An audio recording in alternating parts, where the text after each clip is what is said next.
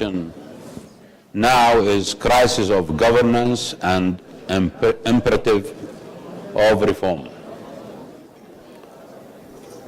We have 5 prominent speakers. On my left, Dr. Nawfal Al-Hassan, Deputy Chief of Staff for the Prime Minister Office, Government of Iraq.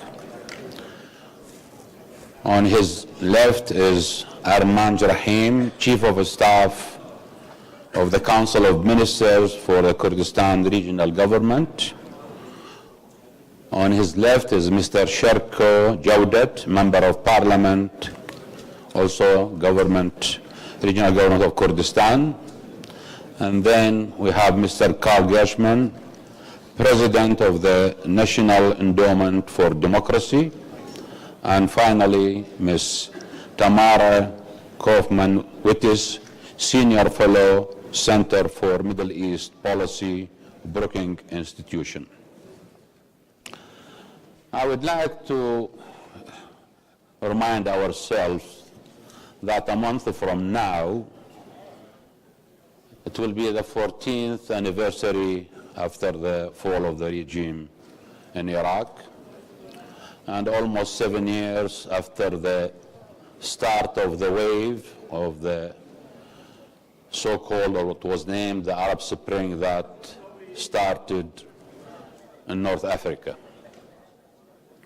And there were, at those times, after the fall of the regime and after the start of the Arab Spring, there were hopes, dreams, especially among youth, that they will enjoy better life, lots of job opportunities, democracy, and of course, good governance. But as we can see today, the region is struggling, the states are struggling against terrorism. I've seen censuses and of recent studies that people are most worried about their economic situation, followed by security, and the last thing they are actually on the list is call for better democracy. I will start with Dr. Nawfal. Dr. Nawfal, you are very close to His Excellency, the Prime Minister of Iraq, Dr. Abadi.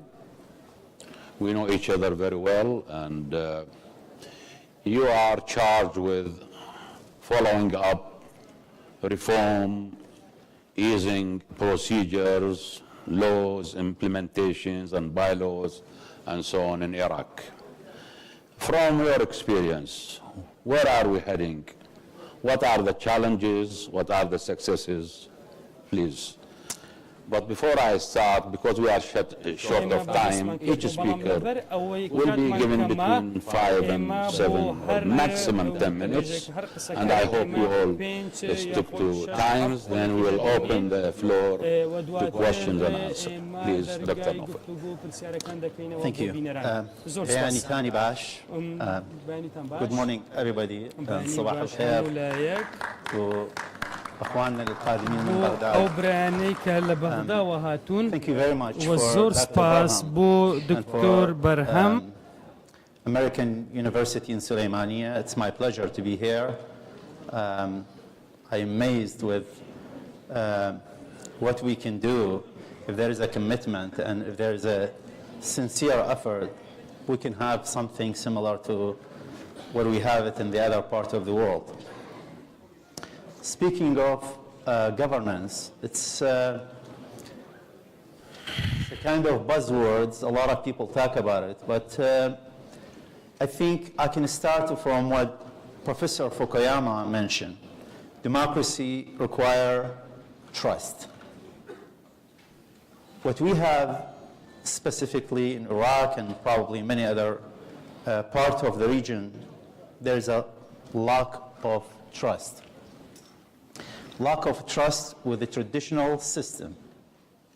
It's not only lack of trust with the politicians, تەنها متمانەی کەممان with the هەیە بە سیاسەتمەداران religious system, لەگەڵ with the social سیستەمی system. ئاینی و هەروە سیستەمی even with the کۆمەڵایەتی هەروها So when we talk about ئێمە governance, باسی حکومڕانی we can دەکەین go for the و ئێمە traditional دەچینە definitions for the سەر governance. ئەو پێناسە تەقلیدیەی We can look at حکومڕانی it from و دەتوانین سەیرێکی بکەین لە how could we get کە a ئێمە چۆن good management دەتوانین بەڕێوەبردنی in a high level باش بەڕێوە of the بین state. لەسەر ئاستێکی باڵای وڵات how could we و ئێمە چۆن prepare to دەتوان make a decisions, and how could we make a right decision?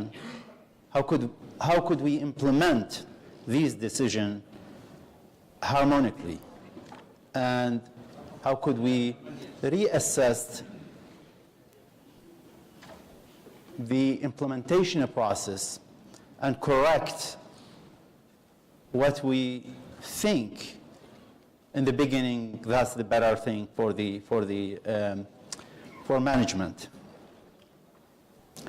People talk, every time when we talk about governance, we talk about transparency, we talk about justice, we talk about responsibility.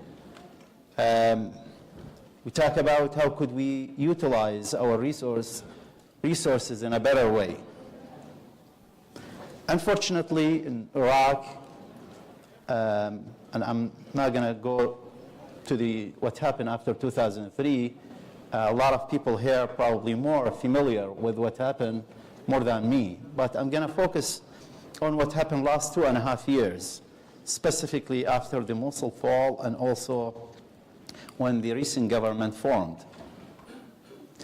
Unfortunately, a large part of the country fell with Daesh, and also it come with a very bad economic challenges that we face, obviously because we have an economy almost 95% depend on the oil. So economic challenges melt with military and security challenges, make it very difficult for any government to talk about radical reform. While we progressing in the military and start liberating some of the area, then people and public start questioning the government and questioning the traditional system, politicians, parliament, everybody, and they were clear about talking about the issue of corruption, the issue of bad governance. And again, we face, in additional to those two big challenges that we do most of our daily work, specifically in end of 2014, beginning of 2015. But we also have a legal system designed by a dead people, so to speak, designed by a couple decades before the change after 2003. Some of these laws, probably good laws in that time, but after globalization, after of shifting the paradigm for the government from a social, kind of social system in 1970s, 1980s to free market, so to speak. So you just like running the economy by a different set of legal frames. There's hundreds, probably thousands of laws that require to be replaced and changed. And as everybody knows, the government cannot do everything in one shot. So for last almost 2.5 years, the government proposed 54 draft for the law, send it to the parliament, They approved few of them, and and they rejected 3. I think they approved 12, and there is around 30 plus piece of law pending in the parliament. But again, we are talking about hundreds of laws that require to be changed. However, there was an initiative led by the Prime Minister to streamline the procedures and to make it easy for the investors to come to the country and to do their business. We use some of the international experience. I mean, the good news, we don't need to reinvent the wheel. We started with probably a lot of people familiar with the Ease of Doing Business report issued every year by the World Bank. It has 10 plus indicators. Unfortunately, Iraq usually in the bottom of the ranking. So we work with the World Bank and with other international organizations to focus on specific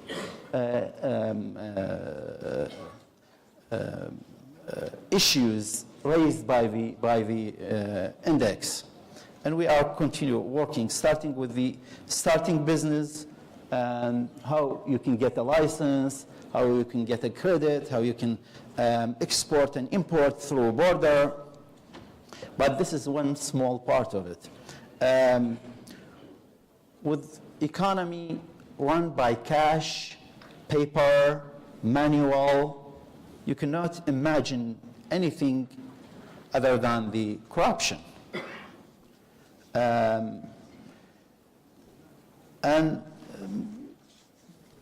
We found 80%, 80+% of the problems and obstacles, not because of the laws. Most of it because the procedures. Most of it because of the norms. We led teams, went through many ministries, departments, and we started questioning people. Why you need to have 5 signatures in this paper, or 10, or whatever? There is no legal base for it. I mean, in the beginning, the answer, because the law. And we challenged them, okay, give me the law. There is no law.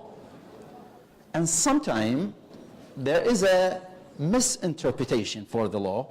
When we bring legal experts, they read it, lawyer, sometimes they read it in a different way. It depends on how you want it. So again, more than 80% of the obstacles, it's imaginary obstacles.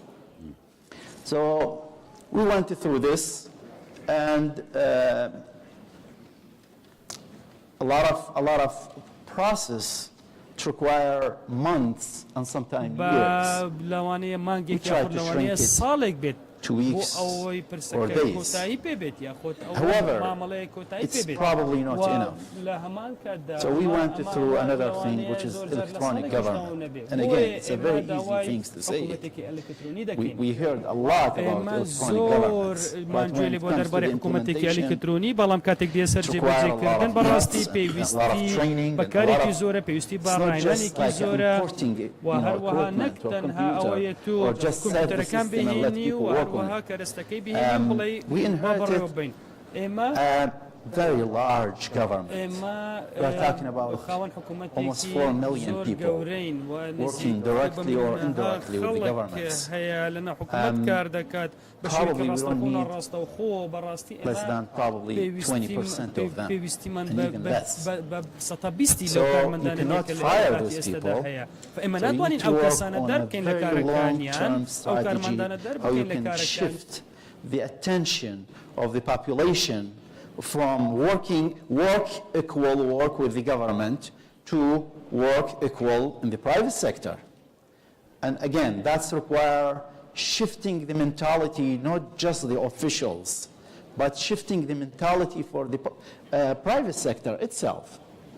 A lot of private sector organizations, they still think just like during the social system or کە bad system, سیستەمەکە when the government هەڵە officials یاخود try to سیستەمەکە travel, خراپە they took کاتێککە مقابات with them or unions with them, کەسانی and they بۆ pay نمونە for their ڕسمی یاخود کەسانی trip. فەرمی کاتێک کە سەفەر دەکەن And ئەوان again, it's a kind of وەرەقەی shifting سندیکا یاخود the بەڵگەنامەی way سندیکا how لەگەڵ people think. And unfortunately, we don't have that magic buttons to hit it. One moment. And, oh, okay. I haven't started the... When we talk about the corruption, and a lot of people talk about the corruption, we were in a turning point. Which way to go? You know, talking about the populism. Public would like the government go take a group of, you know, army or police and just put a couple people in the jail and that's it. Just make it a show. This is probably good to fight corrupt people, especially the corrupt people in the top. There is another way, less popular, and people probably doesn't like it because it takes a lot of time, which is fighting the corruption, not the corrupt people. And that require, again, shifting the lifestyle, changing the paradigm, shifting the way how the priorities, and we started that road. It's a lengthy road, it's a difficult road, and we are lucky to work and partner with a lot of international organizations. We signed a few months ago a memorandum of understanding with UNDP. It's mainly focused on providing Iraq with support and capacity building in fighting corruption, include bringing international investigators. And they are working with our investigators to go through big cases. In parallel, we found it's not enough just to build the system. It's all about building the trust. And again, going back to the first point that Professor Fukuyama raised, we cannot succeed in governance unless the trust will be back between the people who are running the show and the public. And sometimes you fight the corruption, you build a system, but people doesn't know. And probably they know it, but they don't understand what's the social impact of it. Fighting corruption, and this is the last thing I'm going to end with. Okay.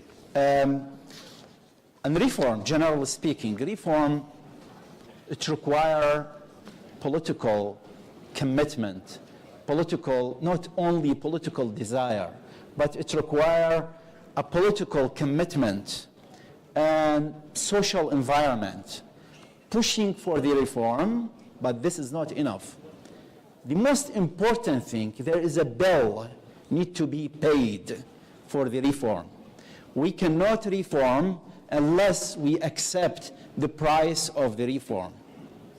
And unfortunately, with emerging democracy, with sometimes immature political system and politicians sometimes, they use the election campaign to hit each other and hit the system. Oh, I have 4 more minutes. Okay, so he said one minute, so Yeah, according thank to you. my watches, yeah, more right. She's more generous. Okay. So, and again, that will give me enough time to raise another thing. Government or officials or politicians, they are not alone, although they are presumably running the show, they are not alone to have a successful reform. It's mutual commitments between the public, between the elites, between the NGOs, between the government themselves. And one thing that come as a byproduct to the social media, we lost trust between each others. And we cannot have a tool to check for any report or any lie. So if we are commit for reform, we would like to say it blunt. Government alone cannot do it. People need to partner with them. But also, the politicians need to get out of the mentality of continuous campaigning. Just keep it month, 2 months, 3 months before the election. Not all 4 years hitting each other's. And if we would like to have a successful reform, let's move most of the critical issue, debatable issues, leave it to technical people. As much as we move issues from the politicians or political area or political debates and keep it with the technical, they will have a venue, they will have a mechanism to solve it without compromise. Because I'll give you an example. Any issue, you look at it, it's a Kurdish issue, or it's an Arabic issue, it's a Sunni issue, it's a Shia issue. Then the politicians cannot compromise because people look at him, you know, he's sacrificed. You know, he's just like putting his own constituents down. If you leave it to the technical people, most likely they're going to find a solution. They're going to, you know, compromise without hurting the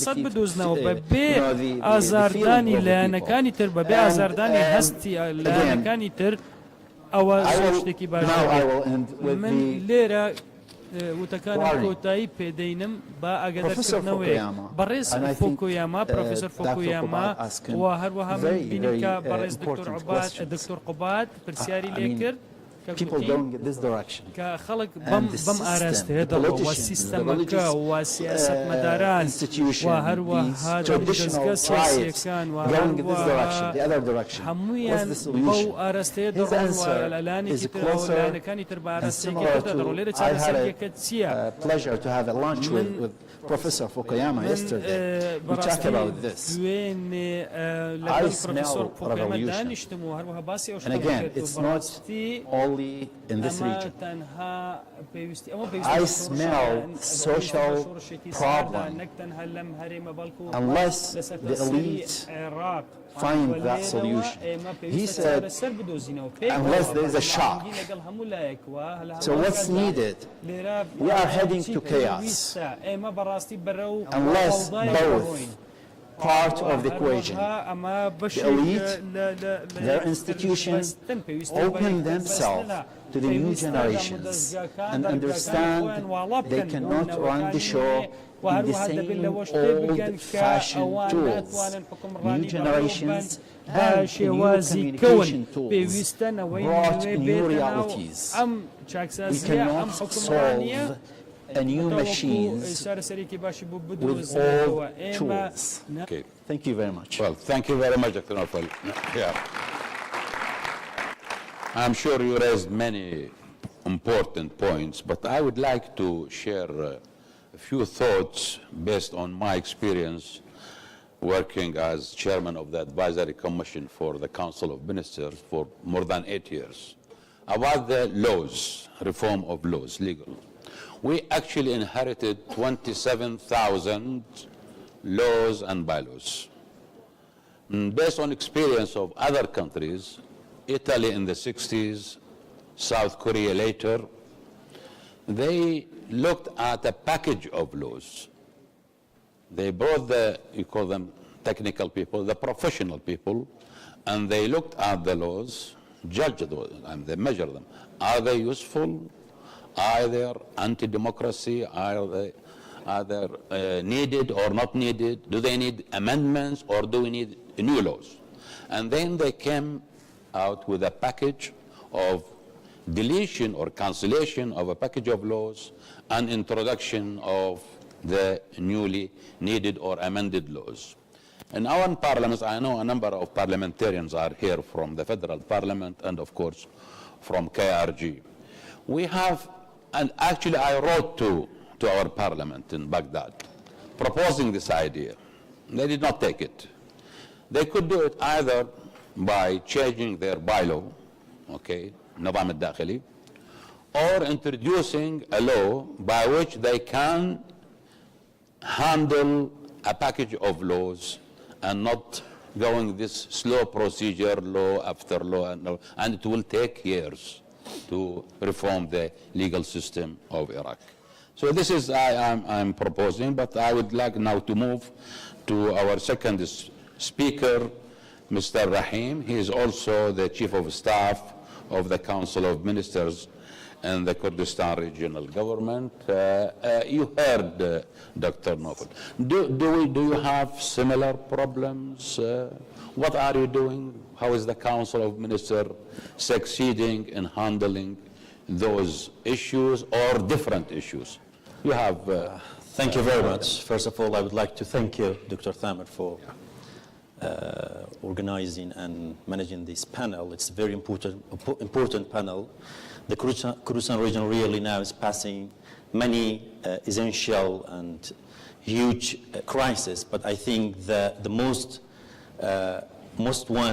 important is economic crisis. And before I talk about my presentation, I would like to thank you, American University of Suleimania, and particularly Dr. Barham Salah, for inviting me and giving me this opportunity to talk about our experience in the KRG, about how we are, our governance and crisis in the Kurdistan region. And I think Dr. Naufal talked about many things really I wanted to talk about, because there are many similarities between our situation in Kurdistan and in Baghdad as well, because as Dr. Thamer mentioned, we are inherited many laws and bylaws from the central government before 1991 really, and still I think 95% of the laws, applicable laws and regulations, bylaws applicable in Kurdistan is the federal and the central laws and regulations. That's why really I agree with my colleague Dr. Naufal that the real reform is amending laws and regulations to be really compatible and to meet our requirements and the current situation. I would like to first talk about the factors and the reasons of the economic crisis in Kurdistan region, particularly and in Iraq. As Professor Fukuyama mentioned, really, it's a global thing. It's not just for the Kurdistan region or for Iraq. And he mentioned many really great things. He talked about the corruption, rule of law, democracy. Leaders of change should be very accountable. Accountability is very important. And as well the institutions. And decentralization. He talked about the decentralization, sharing powers and wealth, especially in the federal government between the regions and the federal government, really. I think we talked, as a KRG officials, we talked about the reasons of the crisis. 3 shocks, really, after 2014 happened in Kurdistan. But I think these factors really led to appear in the crisis. The crisis belonged to many years ago, before 2014, because really before 2014, there were a huge amount of mismanagement, inefficiency, and really huge defects, appointing such a huge number of employees at the government. And now we have 1,400,000 people who is getting salaries from the government for the population of 5 million. Really, it's unbelievable. When we are talking about figures and numbers to the international organizations, to the World Bank, really they are shocked and saying that's really we are surprised in how you are survived in such situation, especially after 2014 we received more than 2 million IDPs and refugees from Syria, from the other provinces in the middle and south of Iraq. Now the population of Kurdistan is really increased by 30%. And really, from the World Bank figures, the cost of the refugees and IDPs in Kurdistan is cost to the KRG $1.5 billion US dollars really per year. And I think 2 minutes? Are you serious? I just... Okay. And yes. That's why really I'm talking about what we did at the KRG for facing and tackling such problems. First of all, the transparency and accountability was main issues for us. And the economic crisis really helped the government to think about transparency and accountability. From my experience as an employee of the government for more than 20 years, I haven't seen our government in such serious actions, really. Bringing the best lead audit firms for auditing our revenues and expenditures, oil and gas, is really a very serious action by the government. And fortunately, already we signed master service agreement with the two leader audit firms, Deloitte and EY, and already we issued work order to them, and they initiated their works, and really there are great progress in this regard. And there is a great commitment by the KRG and the Council of Oil and Gas especially to share the findings and the deliverables by the auditors with the people of Kurdistan. And maybe soon we will announce that we will establish a group of stakeholders for observing this project. And really World Bank was very supportive with us as well, because bringing the auditors, international auditors, was the recommendation by the World Bank. Our Prime Minister, Neshivan Barzani, and the government as well asked the World Bank for assessing Supreme Auditing Board, Kurdistan Supreme Auditing Board, if they are qualified for auditing oil and gas or no. As Dr. Naufel mentioned really, one of the big problems is about the laws. Do you know in Iraq and in Kurdistan region as well, still the accounting procedures law is belong to the 1940, it's a law number 28, and when we are asking IOCs, oil companies like ExxonMobil, Total, other IOCs in Kurdistan to implement such outdated and old-fashioned tools for their accounting, it's really it's applicable to us there. That's why we did a great job that the KRG, especially the Council of Oil and Gas, brought auditors for auditing oil and gas, and they are not just going to reconciliating between the figures and numbers, they will help us how to improve the process. If we need, for example, new regulations or, for example, changing laws. And as I mentioned from the beginning, really, we have some laws, unfortunately now we need to be amended. For example, investment law, number 4, 2006. I think from my own perspective that these laws have been abused. Many investment projects have been given licenses as an investment project. For example, housing project, they were getting money from the government, getting money from the people who bought the units, and they take a benefit from all the privilege from the investment law. And the investment law now has been prepared to be amended, but unfortunately because of the political situation in Kurdistan, when the parliament resumes its functions, I think we have a lot of things to be sent to the parliament to be amended there. That's why I think resume the parliament, its functions is very essential and important for us, because we can't do the real and essential reforms without the parliament, because as Dr. Naufel mentioned, really the real reform is amending laws and regulations. Other things is a biometric registration. It's a great project by the government. It was a really pity and a shame for the government. We didn't know who was the employee, how many people getting salaries from the government. For example, for the social benefits, every family getting 150,000 Iraqi dinars without paying consideration the number of the family. If they have there is no any assessment for paying such social security payments. Now with the World Bank, really, we already signed an agreement with the World Bank. They are helping us for improving all the laws and the regulations about social security issues and about the pension as well. Unfortunately, in past, we already, many people has been appointed without any assessment, without any interviews, for example. About the corruption, I think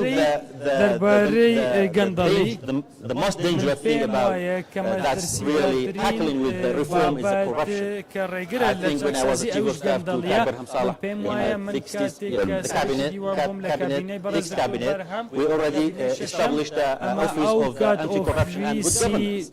And already we have Integrity Commission law as well. But the problem is about the implementation. But now, I'm very happy. Just yesterday, we received from the Integrity Commission, Dr. Hakim Ahmad Anwar, he is here. We received the final version, final draft of the national strategy for tackling the corruption, which is really a very great document, and it's prepared with the help from the UK Westminster Foundation of Democracy. Is really a very good, we have a national strategy for facing corruption, which the Parliament is a part of this strategy, the General Attorney, Supreme Auditing Board, Council of Ministers. That's why I think this step will do a great role for tackling the corruption. And I think one other thing that's really I want to mention is about the procurement.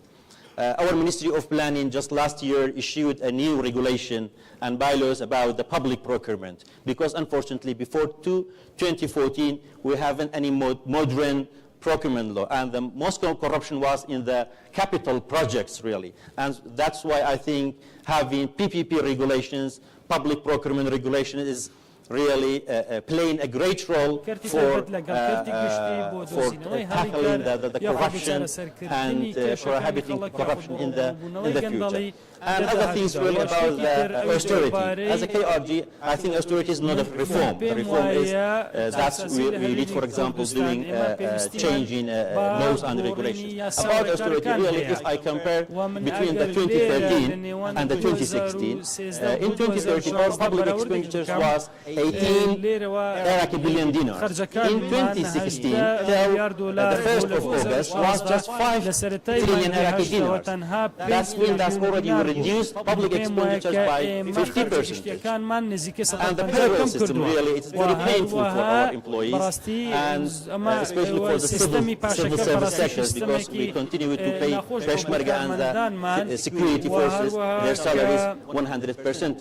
That's why I think in 2017 the financial situation and the economic situation for the KRG will be much better. For the first time, we asked the Ministry of Natural Resources to give us a schedule about their commitments. They will not spend any more money by themselves. The Ministry of Finance will allocate for the Ministry of Natural Resources for the 2017 and will continue for the 2018. And all these austerity measures wasn't easy for the KRG to do. And really, I'm very hopefully see that the 2017 will be much better than the past years. Thank you very much. Thank you. Well, certainly you have informed us about lots of new progress, new initiatives taken by KRG. And I have two comments. The first one is I really highly recommend and agree about utilizing international auditors. This is a very good step. The second point, which is related to it actually, is that Iraq has joined the international initiative of the extractive industry. And of course, people want to know what's going on in the oil industry, being the main source of wealth. So publication of production figures, revenues, as far as expenditure, this is another step. This is to be followed by Parliament and so on. But publication of information is very important on both sides, on the federal government and the regional government. And Dr. Qabad is nodding, she is agreeing with me. Now I'd like to move to our third speaker, Mr. Sherku Jawdat, who is Member of Parliament, and it's the same theme, but are you happy with the performance of the executive branch of the government? You monitor their work. You, of course, as a parliament, as member of parliament, you promulgate laws and amend laws and so on. We would like to hear your thoughts. And you are also, of course, the representative of the people. Go ahead, please. Okay. I'll talk in Kurdish. Go ahead, yes. بنای خواهی گورم هربان سلاو با جنابتان سلاو با همولایک سپاس با زنکوی امریکی سپاس با جنابی دکتر برهم که بانگشتی کردین با ام پانلا من لا پرسیارێکەوە دەست پێ یەکەم کە ویستم لە پرۆفیسۆر فۆکۆیامای بکەم کە لە نێوان گود گەڤرنس و گود سۆسایەتی کامیان لە پێشە لێوە دێم بۆ باسی گود گەڤرنس لە هەرێمی کوردستانە کە بە بڕای من وەکو ئەو وایە تۆ لەسەر ئەرزەوە سەیری مانگکەی بڵێ چەند جوانە لەوانەیە بە مستەحیلی بزانی بەڵام ڕۆژگارێک بوو مستەحیل بوو لەسەر زەویەوە بچیتە سەرمان بەڵام بەداهێنان و کۆڵنەدان توانرا وەسائل دروست بکرێ بۆەوەی کە دواتر بگەیتە سەرمان ئێستا خەڵکە چێتە سەرمان بۆیە قورسە بەڵام زۆر مستەحیل ینی قورسە بەڵام ممکنە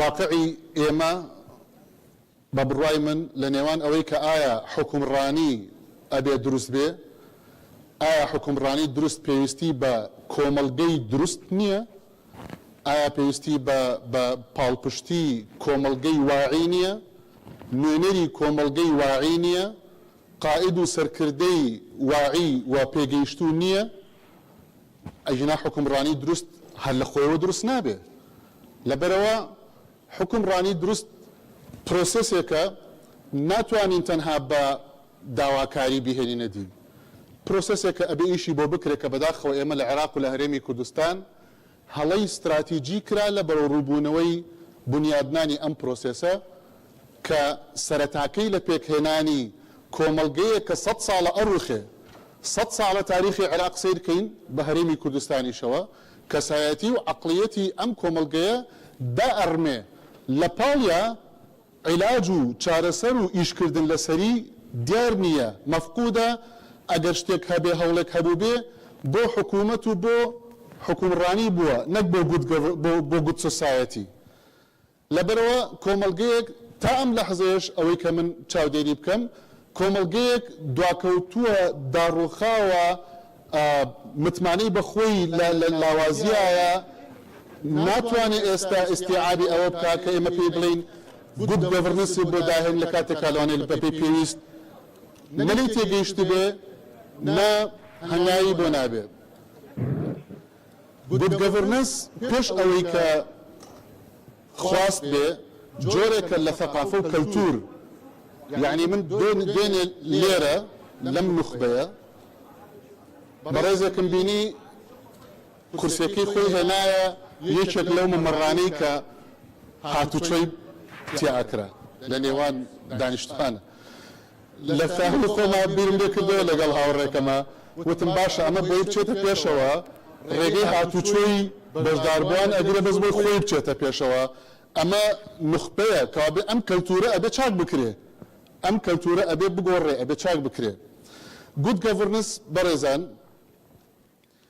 بە پێی پێوەرە نێودەوڵەتیەکان لە مەسەلەی شەفافیت لە مەسەلەی لێپرسینەوە و موسائلە لە مەسەلەی سەروەری یاسا ئەمانە پێوەرە نێودەوڵەتیەکانی گود گەڤرنسن لە مەسەلەی سەروەری یاسا لە مەسەلەی بەشداری پێکردنی هاوڵاتی لە decision making process مەسەلەی سونعی قەرار ئەمانە بنەما سەرەکیەکانین شەش بوون پێشتر دواتر کران بەنۆ دوانسیانێکی تری بۆ ئێزافە کرا لەسەر ئەساسی چەمکێکی تازە کە پێوترێ ڕقابەی استراتیجی ڕقابەی استراتیجی لە ڕقابەیەکی سادەوە تەتەوری کرد بۆ ئەوەی کە ڕقابەی استراتیجی بنەما بێ لە بنەماکانی گود گەڤرنس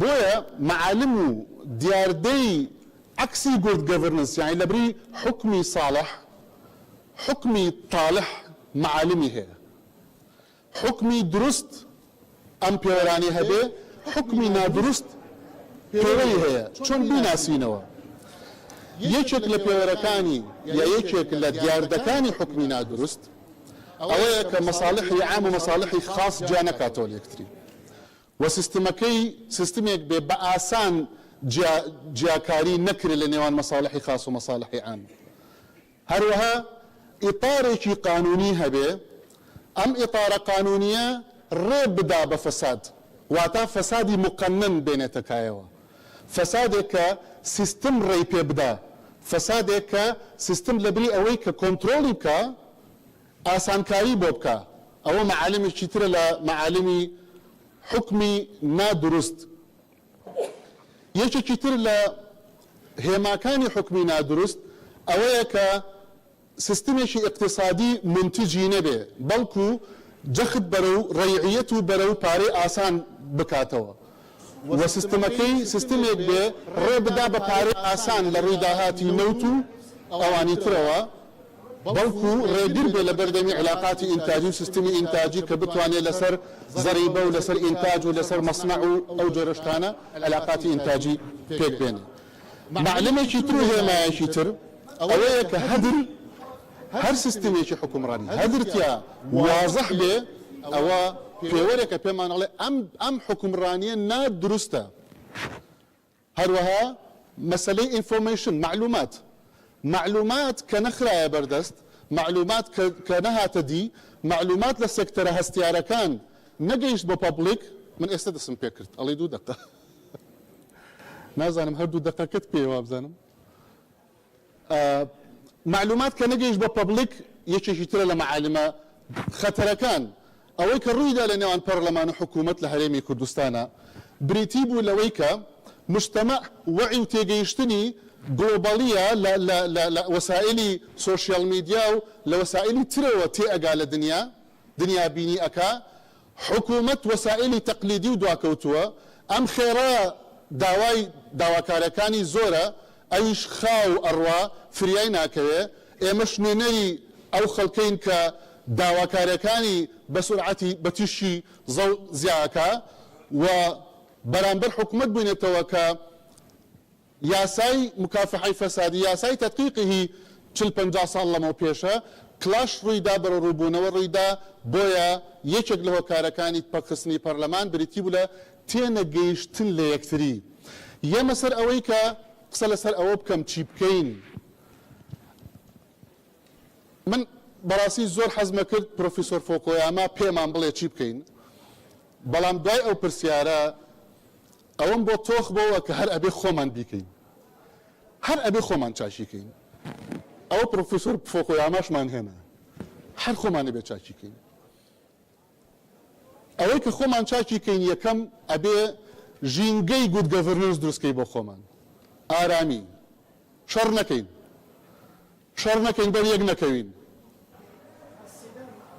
ئەم ئارامیە چۆن دروستە بێ ئەبێ ئەوانەی داوای ئارامیەکەن کاری جدی بۆ بکەن خۆیان بگرن ئێمە ومانان وەکو پەرلەمانتاران با بڵین بەڵام ئەبێ ئەوانەی کە دەسەڵاتیشیان بەدەستە ئیستیغلالی ئەوە نەکەن ئەبێ لە غرورا نەژین ئەبێ بزانن ئەمە فرسەتە کاتێک کە ئێمە کار بۆ ئارامیەکەین بۆیە ئەبێ پێکەوە ئارامی دروستکەین کە ئارامیمان دروست کرد یەینە سەر ئەوەی کە ئەبێ لەسەر دوو هێڵی تەریب ئەبێ کار بکەین تەربیە و تعلیم و کۆمەلگەی مەدەنی و ئیعلام ئەبێ ڕۆ ببینێ مجتەمەعی دروست مجتەمەعی ئارام مجتەمەعی پێگەیشتوو بێنێتە دی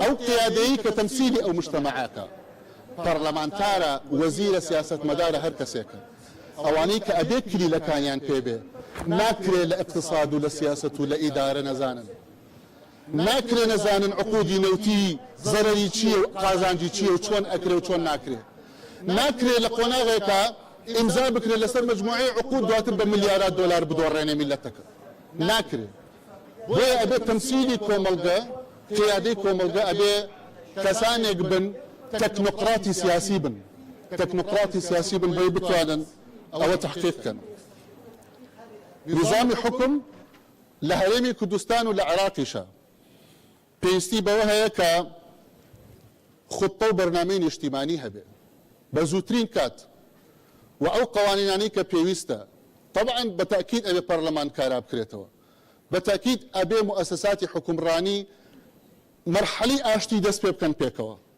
بە زووترین کات بۆی کە بتوانین فریاد بکەوین ئەو کاتە کە ڕوڵ ئۆف لۆ و سیادەی قانون هەمومان قەرارمان لەسەردا بەوانەمان کە منتەفعین بەوانەمان کە منتەفعیش نین بەوانەمان کە فەساد ڕووی تێکردوین بەوانەمان کە فاسدیش نین پێکەوە سلمێکی حکومڕانی لە هەرێمی کوردستان پێک بێنین و سیستمی تەنفیزی پێگەیشتوو بێنینە دی و متابعە و تەقییمی دروست ئالیاتی بەدابنین لكوتايا ام قناغه لقناغي غورينكاري كوملغا لقناغي تحول برو آينديشي باشتر كهر ابي او آينده باشا بيندي چاري ترمانيه بلام ام تحوله بيوستي با چن شتيكا يكم حكمت ابي بهمومان كاربو اوكين حكمت لدس ندين واتا برياري درست بو دردي درست درماني درست دابين كين دوهم جرأة إرادة أو ريفورماني حكومة آزاري زورة بو كوملغا بلام أيكا با بيك و بيك بين لسر ريفورما كان بو همومان دفاعي لبكين بلام ناكري توبة ها ريفورم كيف Jawad, will you conclude because we are running short of time? آخر سطر. You already passed 10 minutes. Please, أوكي go ahead. لچمکە کانا چەمکێکی پێوترێت ترانزیشنال جاستس عدالەی انتقالی نزاعاتەکانمان ئەبێ بخەینە ئەو قۆناغەی کە ئەتوانین بە ئارامی پێکەوە بیرکەینەوە و پێکەوە چارەسەری کێشەکان بکەین بە دڵنیایی و عەرقەلەی بەردەمان ئەوانە ئەبن کە منتەفعن بە نایاسایی لەسەر حسابی کۆمەڵگە ئەبێ بە هەموومانەوە بڕیار بدەین بەوەی کە چارەسەر بکەین و ئەبێ ئیبداع بکەین ڕێگای یەکەم بەریەککەوتن بوو ڕێگای دووهەم بەریەک نەکەوتن بوو ئەبێ ڕێگای سێهەم دابێنین ڕێگای سێهەم ئەوەیە کە پێکەوە بتوانین ئەم دەردەی کە ئەمڕۆ بەڕۆڕی ئەم واقعە بۆتەوە تەجاوزی بکەین بە زووترین کات چونکە کات لە ساڵحمان نییە و زۆر سپاس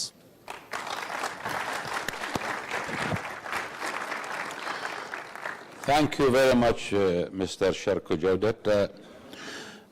I have also three comments. I fully agree with you that stability is the key for reform and progress, provided, of course, there is a will and determination to do that. The second is that the three branches of government, the executive, the judiciary, and of course the legislative are responsible, all of them together, to conduct reform and move forward towards good governance. As far as plan, yes, I fully agree with you. And with us is Dr. Allab. The federal government of Iraq has issued twice a national development plan, which was really done with the help, of course, a number of international organizations and representatives of all branches of government, including ARG.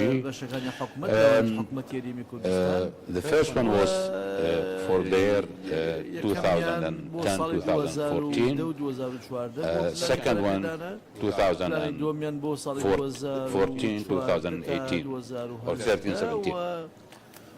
And they wrote actually a very good chapter on governance, good governance. But what was really lacking is the will within government for the implementation. It is not just only text, strategies or plans and policies. We did a lot in Kurdistan and in Baghdad. But what was really missing, and I hope with this new momentum, and I fully hope, of course, after the defeat of Daesh, and that the government focus on reform and good governance, and it's really the call by the people of Iraq, all over Iraq, demonstration in Baghdad, in Erbil, in Suleimania, they are all calling for reform. I would like now to move to our fourth speaker, Mr. Gershman. As it said in Arabic, that Idna Machwiya, because our three speakers, because they are fully involved and in reform and the challenges, they took time. So with you, I hope, with your eloquence, you will do it in much shorter time. Okay? Thank you. So go ahead. What do you see, this Middle East and the turmoil we are? Do you see progress? Do you see light at the end of the tunnel? Go ahead, please. Well, thanks. And also, I want to thank my old friend Barham Saleh for inviting me and for organizing this terrific forum. It's my first visit to Sulaymaniyah, to the university, and I'm very, very impressed. And it's a delight to be here. The question that was posed for the panel really had to do with, how could we see the situation in Iraq and in the Middle East generally at a difficult moment? But as my good friend Frank Fukuyama talked about, this is a difficult moment for the world. Democracy is in trouble in the world today. It's in trouble because of something that we call resurgent authoritarianism, which has to do with the growing assertiveness of Russia, China, and some other authoritarian powers, and the retreat of Western power. It has to do with the growth of terrorism and the impact this has on democracy, because terrorism is often used by illiberal forces to justify crackdowns. And it also has to do with the crisis of democracy in the heartland of modern democracy, which is in the West and including the United States. So this is a difficult moment. But I actually, and I don't think I'm just engaging in my usual wishful thinking, have some reasons to be somewhat hopeful. The first being here is that, this is a region, a country that has really moved forward after a terrible past. I went to the Torture Museum a couple of days ago and saw what was going on here before 1991. And just getting rid of a regime that could commit crimes like that is a tremendous step forward. And similarly for the rest of Iraq in 2003. Now, I know that since 2003, Iraq has suffered from enormous problems of governance, problems of corruption, problems of Daesh, problems of the government not having full control over the instruments of force in the society. And that this is terrible. But in my view, the decisive development since 2003 is the fact that Iraq has not fallen apart. It's held together. And I think that's extremely important, because there are a lot of analysts and some important people in the United States who thought it might even be a good thing for Iraq to fall apart. But it hasn't. And I think that's extremely important and bodes well for the future.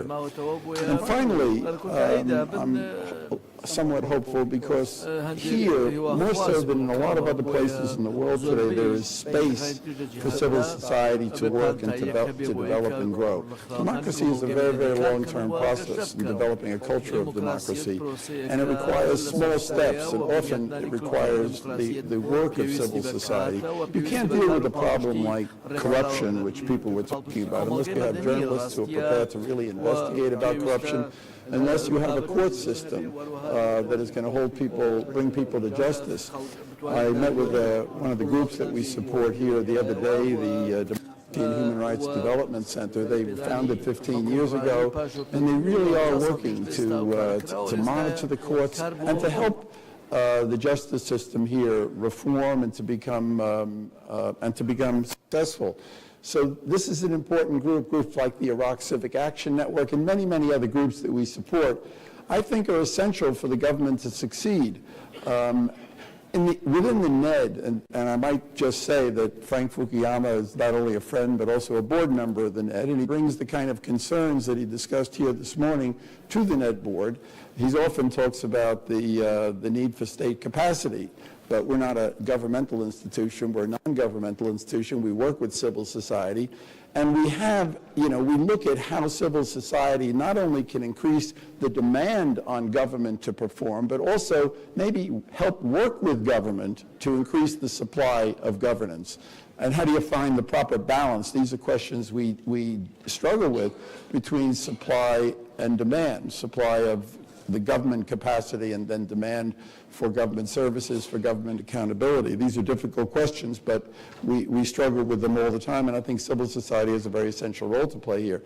And maybe a final point is that now with Mosul and the western part of the country being liberated from Daesh, and we hope this will be successful and complete. There's enormous sacrifice involved, but then there is the enormously difficult problem of rebuilding afterwards and finding, reconciliation.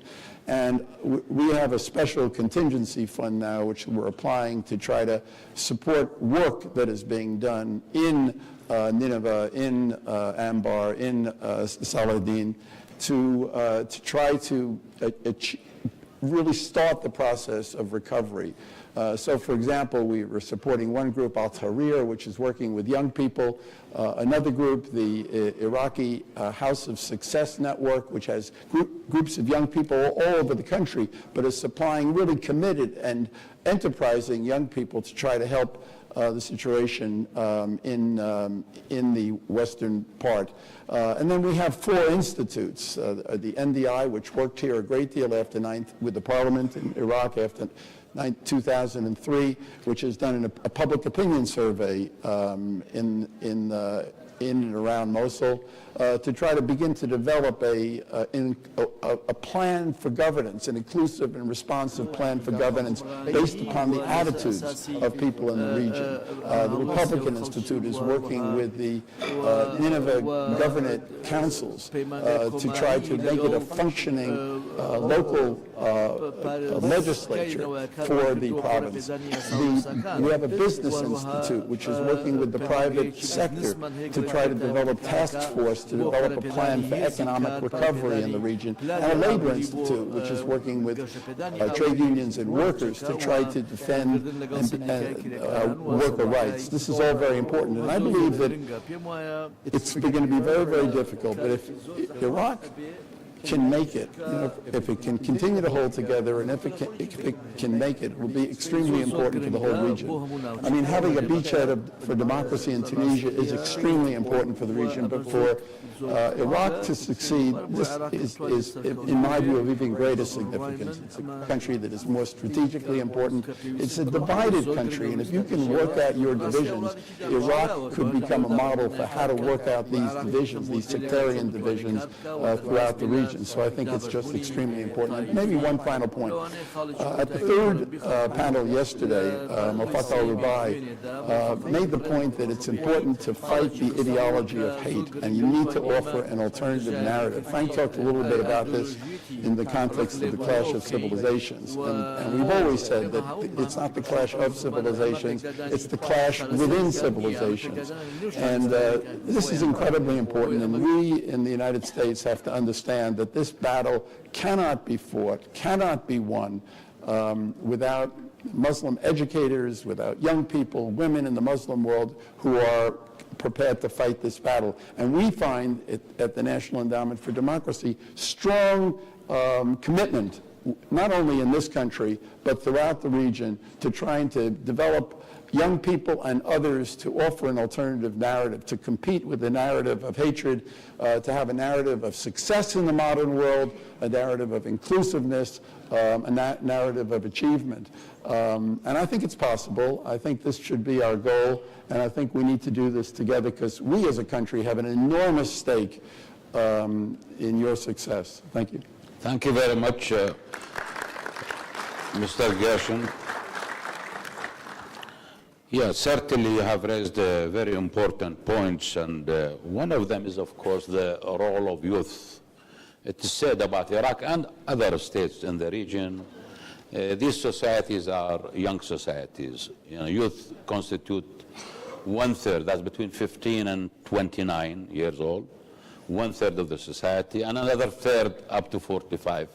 So really, we have to, governments, federal government, KRG government, got to look after youth and give them also opportunities for work, not only in government, but also develop the private sector, which is really the main creator of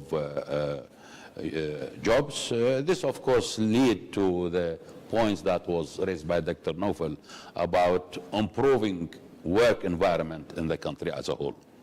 I would like now to move to our final speaker, Ms. Tamara. You are a senior fellow at a well-known institutions, and surely and I hope you know all the answers to the questions and the points. Tell us your thoughts. Thank you very much. Well, thank you, Dr. Thamer, and I want to add my thanks to Dr. Barham and to Christine for organizing an incredible forum. It's an honor to be with all of you at what I think is a unique event in the region with this rich, honest dialogue that I think really fulfills the promise of the American University in Iraq. And so it's really a treat for me to be here.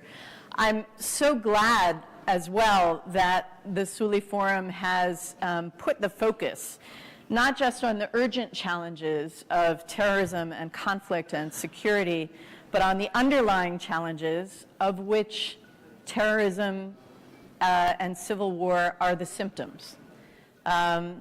The title of this year's forum talks about durable solutions, and I think that everything that's been raised in our conversation so far is going to how we achieve durable solutions, lasting stability for the region.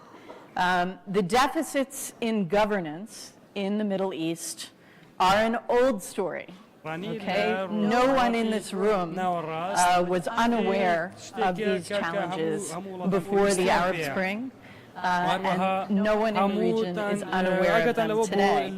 And so along with the urgent challenges, I think we have to recognize that there's a legacy across the Middle East of failed attempts to reform governance. And it's the legacy of failed reforms in addition to other legacies that present challenges for us today, that create that deficit of social trust that Frank was talking about and that my fellow panelists have been talking about. So over the last year or so, I've been involved in a project based in Washington and headed up by former Secretary of State Madeleine Albright and former National Security Advisor Steve Hadley, and working with experts across the region to think about lasting stability and bring together security issues and governance issues in the region. And I will lay out just a few brief insights from the governance report which I authored for that project, and those of you who would like more detail can take a look at the full report.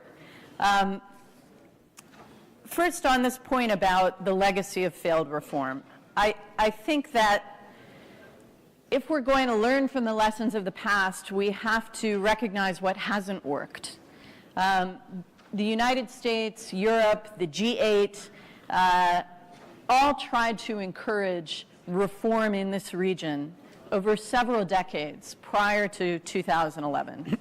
I think there are a number of governments in the region that attempted significant reforms, but in many cases made the social trust problem worse instead of better. And that's because of the way reform was done. It wasn't an effort to create a more inclusive social contract. It was an effort to renegotiate the social contract among the elites, okay? Reform commitments were made to outside institutions, to the IMF, to the World Bank, to the Barcelona process. Governments sold public assets to those who had access and wealth. They shrank the public sector and public sector employment without really unleashing the potential of a wider private sector. They kept the private sector to those with wealth and access. They brought business elites into politics instead of opening politics, for example, to the youth and to women. And so all of these attempts at reform amongst the elites exacerbated inequality, they exacerbated grievances. And the story of failed reforms is important today because it increased the public's cynicism about politics, the public's belief that the government could help solve their problems. And that is something we have to face today. The drivers of change in the Middle East that built up in the decades before 2011 are still here, all across the region. The demographics, which we've talked about, this large, educated, young generation with aspirations for themselves and for their countries that their governments cannot meet. The impact of technology, the impact of exclusionary economics. So every state in the region needs to address the imperative of reform. This is not a challenge only faced by weak states or states in civil war. This is a challenge that exists everywhere in the region. And it's an imperative also for those of us outside the region who care about the stability of the Middle East. Because if we can't heal the cracks within societies, then that only opens more opportunities for the extremists and the destabilizers to take advantage. So how do we rebuild social trust? A few suggestions for the way forward that come out of the work we've done over the last year. Number one, the future of the region will be determined by the quality of governance, not just the fact of government. And I think that there's a lot of discussion in the region and in Western capitals about chaos and order. Any state is better than no state. But the future of the region will be about the kind of governance, not the fact of its existence.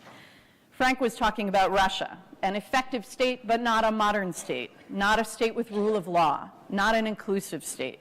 That's not lasting stability. And what we have learned is that the qualities we need are effectiveness, yes, but we need governance that's inclusive, that's transparent, that's accountable. Now, I think we can probably all agree that in principle, liberal democracy is best at achieving those goals. But it's important to have those targets firmly in mind. And we know that the models that are competing in the region today, the ISIS model, or the model of renewed authoritarian states, we know these models don't work to produce lasting stability. So let's not only confront the violence, but let's recognize that these models will fail. Second, the deficit of social trust means that sustainable governance in the Middle East will be more decentralized. You don't rebuild social trust from the top down, you rebuild it from the bottom up, people to people. Locality to locality. And so strong, centralized governments will not earn the trust of citizens, cynical citizens. Also, given the effects of civil war, the effects of warlordism, we simply can't expect that we will ever again see one man or one family control an entire country. So let's set that aside. Third point, human capital, and I think Frank and Barham spoke about this. Elections are not enough. It's the people who populate the process, who populate the institutions that matter. And so building the skills within communities for dialogue, for conflict resolution is key to success. And I think that what AUIS is doing is a big part of the story for future success in this region. The dialogue I've seen at the conference over the last 2 days gives me a lot of hope. Iraq, for all its challenges, has the doors open to dialogue and to reform. And in other parts of the region, those doors are being held shut. Okay. Finally, and I think this is a lesson for outsiders, perhaps even more than those in the region, and this is where I'll end. We need to pay attention to the vulnerable states of the region that may not appear vulnerable. We cannot take apparent stability for granted. And outside actors have a big role to play here. The United States, European governments are understandably focused on ISIS, focused on the security threats. But seeming stability may contain the seeds of future violence. So we need to avoid doubling down on the answers we know don't work. to produce lasting stability. We need to avoid doubling down on a military-only strategy to respond to these problems. We need to avoid doubling down on security states because we know it's not a lasting answer to stability in the region. And that's a challenge for us because we, Western governments, at a moment of great uncertainty, need to be prepared to make an investment in durable solutions for the region, and that means we need to marshal our own will, just as you are marshaling yours. Thank you. Thank you very much.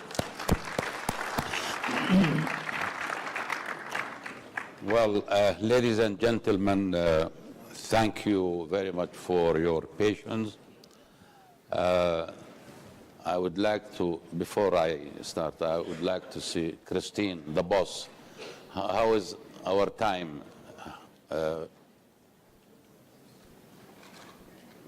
Okay, I'll take 10 to 15 minutes. I cannot see her. There is a saying in English, first come, first serve. I was given by the organizer this iPad, and I received 4 questions in them, okay? I'll try to start with the first. Blend Sardar sent a question. What is the best strategy to fight the ideology of Daesh in Mosul specifically and in Iraq generally? How about you, Mr. Gershom? You touched a little bit on this. Yep. Yes, well, I don't, look, you have the immediate problems of terrorism, and that has to be fought, and that has to be stopped. And Yep. These movements have to be defeated, and sometimes, as Frank was speaking earlier, this requires anti-terrorist policies and security. But ultimately, the only solution is in the hearts and minds of people. And we know that there are complex reasons why these types of ideologies develop, but there are people who want a different life, a different world. And we know that it's our obligation to provide support. And these are for youth networks, for educators, for women who are fighting for women's rights. It's for all of that. And we have to do that. Sometimes this problem is difficult for people in the United States to understand because the Cold War also had an ideological dimension while it was a military struggle. The difference between the Cold War and the ideological struggle today is that the Cold War was really a war within the West. Marxism was a Western idea. Marx, was a German. And it could be fought within the West, or the West defending democracy against communism. This ideological battle has to be fought from within the Muslim world. It cannot be fought between, and that's where Sam Huntington, in my view, maybe he was right on some levels analytically, but he was wrong on how to deal with this problem. It has to be fought within, and it can be fought within. And the proper role for people like ourselves in the West is to connect with these educators, these activists, these people who want a different vision for the region, and there are many such people, and then to try to provide them with a little bit of help, financial help, and also just moral help and political support, to let them know that they're not alone, that we're going to help them, not to get in their way. It's their battle. These problems you have to solve yourself.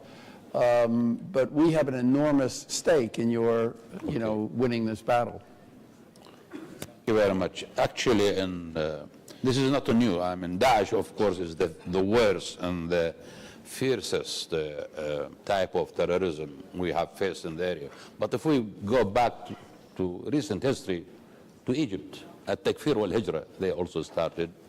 There isn't a single solution or a remedy. It's a complex, actually. At that time, the Egyptians used security, force, and at the same time, Al-Azhar, ideology. They fought them ideologically also. Nowadays in Iraq, I believe it is much more than that. Those two elements, plus, of course, good governance, stabilization of the area, fairness, justice, transparency, all what Dr. Naufal and Mr. Rahim said. We have to actually be, aware about all those loopholes that those terrorists can, utilize and undermine society. The second question comes from Mr. Jamal Amin. Do you think that the American vision of the Middle East has remained the same since the start of ISIS moves, especially with Russia being back on the stage? How about you, Tamara? Well, look, I think that the last 15 years have taught a lot of difficult lessons to Americans about their role in the world and about the Middle East. And I think that there are real questions in the United States today about how much impact even a large global power like the U.S. can have in shaping the trajectory of the Middle East. And Carl is right, I think, in everything he said, that ultimately overcoming the challenge of ISIS is something that will come from within societies in the region, but that we have a supporting role to play. What worries me is that, in part in a reaction to the experience of the last 15 years, there are a lot of Americans who say, we can't do anything, we have no role. And that, to me, is a very short-sighted approach, because at the end of the day, the Middle East is a geostrategic region for the whole world. It matters for the whole world, and it matters for the United States. And so we should make the long-term investments rather than pulling back and then, when crises land on our doorstep, diving back in. So I think our challenge in the United States, and those of us who work on Middle East politics, is to help explain to the American people, number one, why this region matters, and number two, what are the best lessons to draw from the last 15 years to overcome this sort of crisis of confidence and engage in a way that is sustainable. Thank you very much. But what do you say to this? A few years ago, during the Bush administration, to protect the United States, we bring all the terrorists to the region and kill them in Iraq. This was really a concern to Iraqis, to me, myself and others. And what do you say to this? Was it also intelligence plans and so, or what? Mr. Gershom? You're asking me. Was it I mean, was there covert intelligence work to encourage terrorists from all over the world to come to Iraq? I think there were some people that... Why did they come to Iraq? I think there were some people... They're not Iraqis, many of them. Yeah, no, I think there were some people who had that point of view. Yeah. And it happened to a certain degree. Look, a part of the problem, in my view, has been the fact that after Bush, the U.S. retreated and then left vacuums that are filled by some very nasty forces in the world. That's certainly part of the problem. But at the same time, we're just learning as we go forward, and there was a very superficial understanding of the depth of this problem. And I agree that we cannot now take the view that because of all the difficulties we have to withdraw. The common view I hear in Congress today is we need stability, and democracy somehow produces instability. Okay. Because it sets in motion processes that the culture is not prepared to deal with. And again, I come back to the importance of Iraq. If you can make it work here, and I know how tough it is, but you've really made, you've made taken enormous steps forward, I think it can have a much broader effect on the region. So, let's stick with it. Thank you very much. Sometimes chairmen become undemocratic, Yeah. So I'm going to use my undemocratic role now. I have two more questions on the list. I'll ask Sheikh Al-Zuhairi, he wanted to say something, and Sheikh Al-Zuhairi, we know each other. I'll come to you, okay? Also close to the Prime Minister. He is member of the Politburo, or the Maktab al-Siyasi, political office of Al-Da'wa party, and he is well known for his wisdom. Go ahead, Sheikh Tal. بسم الله الرحمن الرحيم.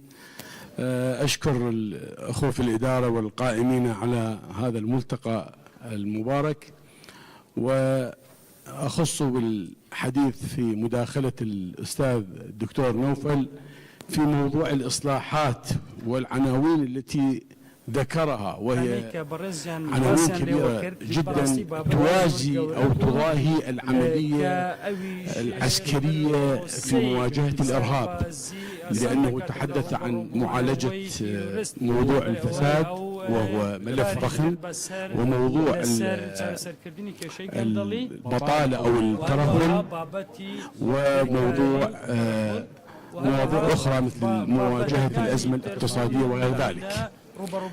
الحديث في هذا الموضوع يكون مدى القدرة على تطبيق مثل هذه الملفات الضخمة التي هي تصطدم بكثير من العقبات، ولعلها أكثر اصطداما من العمل العسكري الذي هو مجمع من جميع الجهات على مواجهة الإرهاب، ولكن هذه الإجراءات سوف تصطدم بإرادات سياسية.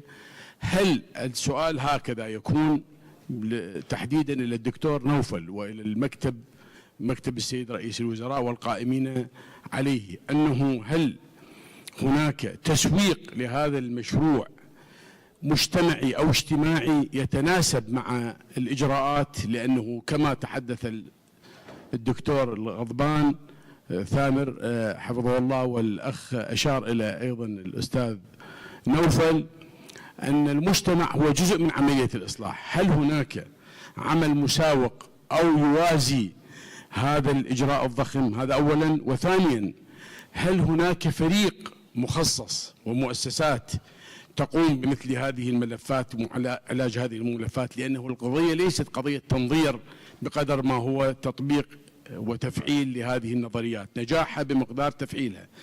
أم هناك على الطريقة الشرقية أو الطريقة العراقية في أعمال فردية من هنا وهناك؟ شكرا شيخنا. دكتور نوفل please, specific question in short. Yeah, please. شكرا جزيلا سماحة الشيخ.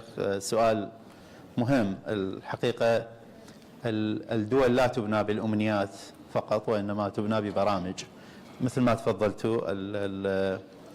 موضوع الإصلاح بجنبتين، أكو جنبة شعبوية الناس ترغبها وتتوقع النتائج بشكل عاجل وآني، وكان هذا خيار. أكو خيار آخر طويل الأمد، قد لا تقص هذه الحكومة شرائط كثير من إنجازاتها، وإنما وضعت أسس وخطوات لحكومات قادمة لتكمل ما بدأته هذه الحكومة. بالذات أنا أأكد على الجزء المتعلق بآلية تنفيذ هذه الطموحات. الحقيقة واجهتنا، أنا أشرت لها بشكل سريع، أكو مشكلة ليس فقط في النوايا وليس فقط في الخبرات. أحيانا عملية صنع القرار واتخاذ القرار بالإصلاح يحتاج إلى خبرة، ففي هذا الجزء احنا شاركنا الخبرات المحلية بما فيهم يعني خبراء عراقيين، وأيضا استعنا بالخبرات الأجنبية. أشار الأستاذ فيما يخص البنك الدولي، منظمات كثيرة. أنا أضرب مثال، أعرف الوقت كلش قصير، مشكلة مستديمة وأيضا أشار لها البروفيسور فوكوياما تخص الكهرباء مثلا. يجوز العراقيين كلهم يعرفون أنه العام الماضي كان الصيف الماضي واحد من أسوأ درجات الحرارة بالعراق خلال 30 سنة. انخفضت موارد الدولة العراقية بشكل كبير جدا، وكثير من محافظات العراق الصيف الماضي خصوصا البصرة بالجنوب أخذت ما يقرب 24 ساعة كهرباء، جزء كبير من البصرة. فعملية متناقضة بالحسابات بالحسابات المادية كيف تجهز كهرباء كمية الكهرباء المنتجة والواصلة للمواطنين بالصيف الماضي تاريخيا أكثر بكثير من السنوات السابقة. أكفد عملية ما صارت بشكل جزافي. مكتب رئيس الوزراء بالتعاون مع يعني الخبرات الدولية أنشأ وحدة للإصلاح الاقتصادي وتم توقيع مذكرة تفاهم، يعني Economic Reform Unit مدعومة من الجي 7 وأيضا مدعومة من اليو اس ايد، وورلد بانك، IMF، EU، كثير من المنظمات الدولية. بها جزء من عندها الاستعانة، وفر للعراق قابلية الاستعانة بأي خبرات دولية يحتاجها في كثير من مجالات الإصلاح الاقتصادي والمالي، باعتبار أنه العراق دخل ضمن ترتيبات صندوق النقد الدولي وأكو التزام لمدة 3 سنوات. هذه الترتيبات مهمة لإصلاح كثير من الخراب اللي عانت من عنده المنظومة المالية والاقتصادية. جزء آخر من عنده هي عملية ليس فقط صنع القرار واختيار الإصلاح المناسب، طريقة التنفيذ مالته، الطرق التقليدية في كثير من وزاراتنا بما في مكتب رئيس الوزراء أحيانا تستغرق أشهر لوصول الأمر من مكتب رئيس الوزراء إلى الوزارات، ثم يحتاج لفترة طويلة للتأكد من تنفيذه. هذه الإيكونوميك ريفورم يونت أو وحدة الإصلاح الاقتصادي بها آلية، بها كوادر موجودة، وتم استخدام موضوع الكوردينيتورز، يعني أكو منسقين في معظم الوزارات التي معنية في تنفيذ الإصلاح. أنا أتمنى لو أكو وقت أطول بس ما أقدر أطيل البرنامج هذا بآخر كلمة. هذا البرنامج أكبر من عمر الحكومة هذا، بس خطوات تنفيذية موجودة له وإن شاء الله تعالى. We are running short of time. Just one minute. One question to, I'm going by this. One question to Mr. Armanj. It's an important one. How are the KRG and MNR, Ministry of Natural Resources, transparent on oil contracts with the IOCs and foreign department? And foreign department or يعني foreign institutions. والله حزكم أم برسيارة براستي بزماني كردي والله بمو. I would like to answer this question in Kurdish. طبعا وزارتي سامان سروشتي كان ببي ياسايك دروز بوا كياساكي صالي 2007 درجوا لهمان كاتا ايما صالي 2007 ياساي نوتوغازي هريمي كردستان مان هي كباس دا ترانسبيرنسي اكري خو وزارتي سامان سروشتي كان لدو صالي رابردو همو مانجيك رابورت شي هب ولا سر اكسبورت ولا سر ريفينيو لسر هناردكردن ولا سر داهاتيش بلان بداخوا ام ريبورتاني وزارتي سامان سروشتي كان جيجي متماني خلق نبوه جيجي متماني برلمان نبوه لو أن سر أستي حكومتيش بو چونك لغيابي مؤسسات وزارتي سامن سروشتي كان همو اكتيفيتي كاني نوتو غاز لهريمي كردستان جبجيكا بو نمونه لقانوني نوتو غاز اما ابي مؤسسيك مان هبه خاص بفروشتني نوت كبي او تريك كومو ابي كومبانياي كي اجتماعي مان هبه بو دوزينو بران بشون نوتا كبي او تريك كبكو ولهمان كاتا ابي صندوق كبين نبشك بلا وزارتي ماليه نبشك بلا وزارتي سامن سروشتكان كصندوقي داهات نوتكانا خوش حالانه لقل ام كا دكتور شركويه زور شيرگيرانه ايش مانكر كاتواني ما قانوني صندوقي داهات كلا مجلس وزراء مصادقه كرا بنيته برلماني كردستان بلان بداخه كبرلمان اكتيف نيه نمان تواني كايما تشيرماني ام صندوق دابنين شكو بدروس كرني ام صندوقه شفافيتي زياتر اتواني فراهم كين استوى وزارتي سامان سروشتي كان جيجل لمسائل متعلق بها نار ذكردن لهمان كذا او بابتيك متعلقه بفروشتني نوت متعلقه بداهاتي نوت هموي اجرته بو ام وزاره لغياب مؤسسات بو لروي استراتيجيه واجر اما بمعنى ترانسبيرنسي كي باش شفافيتي كي باش بباب كين ابي مؤسسات دروس كين بروفيسور فوكوياما يشك لخالكاني كباسي كير مسري انستتيوشنز براستي كاما اجر امانويت تشكو براستي اوديتينج تشاكسازينيا يعني وردبيني كردني داهاتي نوتوغاز اما طولك اما اتوانين بلين هوكاريك بويكا بتوانين ام ترانسبيرنسي دروسكين سبارد با عقودكاني نوتوغاز اما قانوني نوتوغاز مان هي بي ام قانونا كلا صالي 2007 لبرلماني كردستان مصادقه كراوا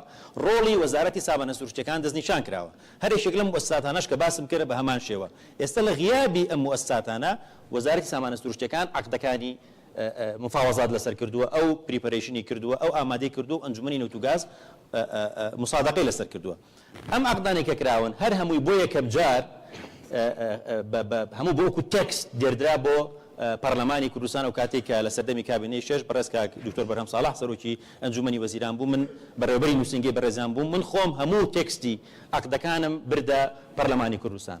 لە هەمان کاتە ئەم عەقدانە لە چوارچێوەی قانونی نەوت و گاز کراوە، بۆیە من ئەتوانم وەکو کەسێکی کە لە بوارەکە کارم کردووە پێتان بڵم کە نەخەلەل لە قانونی نەوت و گازە، نەخەلەلیش لە عقودەکانی مشارەکەی لە ئینتاج عقودی پێسی، بەڵکو خەلەل زۆر جار لە جێبەجێکردنە لە خراپ بەکارهێنانە و بۆیە باشترین ڕێگەشکە وەکو وەرلد بانک ڕێکۆمەندیشنی بۆ ئێمە کردووە هێنانی کۆمپانیای گەورەکانی دیلۆیت و ئیوایە کە ئێستا سەرقاڵن و پرۆگرێسی زۆر باشەیە کە ئەم خاڵانەمان هەموو بۆ یەکلایی بکەنەوانێ. بۆیە مەسلەی ترانسپەرەنسی و شەفافیەتی چێکە لە ئەولوێتەکانی حکوومەت یاریمی کوردستان. Thank you very much. Ladies and gentlemen, I know you have so many questions. Many of you would like to speak. I go by the organizers. I was told to conclude and finalize by 12:15, then 12:25. So if the organizer give me time, I'm more than happy to give you all. But she is the boss, and now Women's Day is yesterday. She is very powerful.